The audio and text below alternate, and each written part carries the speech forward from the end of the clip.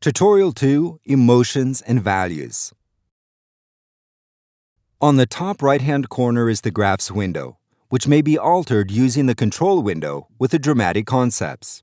Through them, you may create elements that help in script analysis. For example, in Hamlet, we may create the emotion madness. Click on the icon to create the emotion. Then, give it a name, connect it to a plot or a character, in this case Hamlet, and give it a corresponding color. After this, it will be available in the Emotions folder on the control window. To apply it, simply click on the name and drag it to the desired point in the script.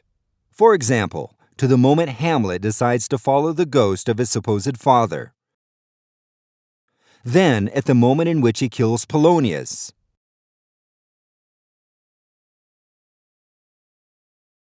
The moment he reveals to Horatio how he escaped the trap planned by his uncle, and that Guildenstern and Rosencrantz have been sent to their deaths. And finally, when he strikes and kills his uncle, King Claudius, with the poisonous sword. Note that on the applied points on the script appears the icon of a ball of the color corresponding to the emotion, and on the graphs window appear points connected by a line forming the graph of this emotion.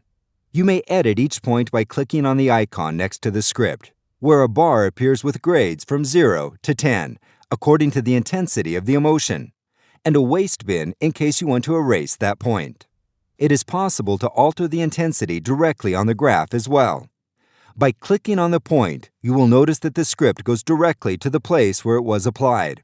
On the first point, where Hamlet follows the supposed ghost of his father, we may say that his level of madness is 3. Whereas when he kills Polonius, it is 9. Then, when he shows astuteness to escape from his uncle's trap, his madness level borders 0.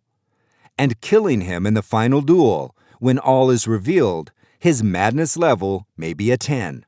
After this analysis, we may visualize how Hamlet's madness behaves throughout the script.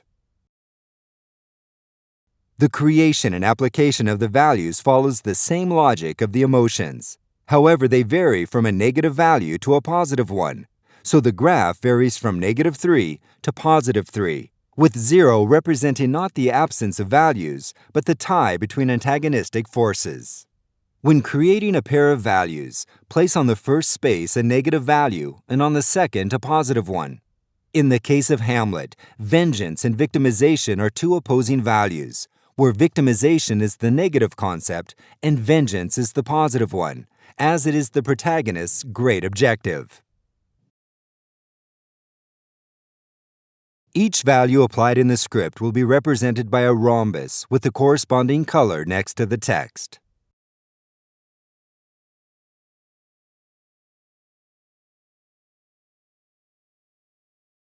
There is a value bar in the scene window. This red bar indicates the dramatic units in which none of the existing values change intensity. StoryTouch analyzes the occurrence of values filled in by the author and automatically generates an individual report for each dramatic unit. It is possible to visualize individual graphs by double-clicking on the dramatic units that do not possess the bar, or, in other words, those that have a change in value in the Values in Action window, showing which values change and what the initial and final intensities of each one is. To facilitate reading, the graphs are disposed in rectangles.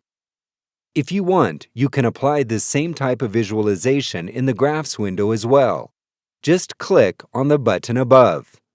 You can also visualize the graphs as straight lines or in the form of a bar graph, providing greater precision to the applied points. On the Graphs window, as well as visualizing the relation between Hamlet's victimization and vengeance, you may compare this pair of values with other pairs created. Simply select them on the control window. Note how in many moments the victimization and vengeance graph opposes the pretending and sincerity graph. Then, from this analysis, we could say that on the moments when Hamlet is most sincere, he victimizes himself the most, while on his moments of vengeance, he leans towards pretending. It is also possible to compare emotion and value graphs in the same window.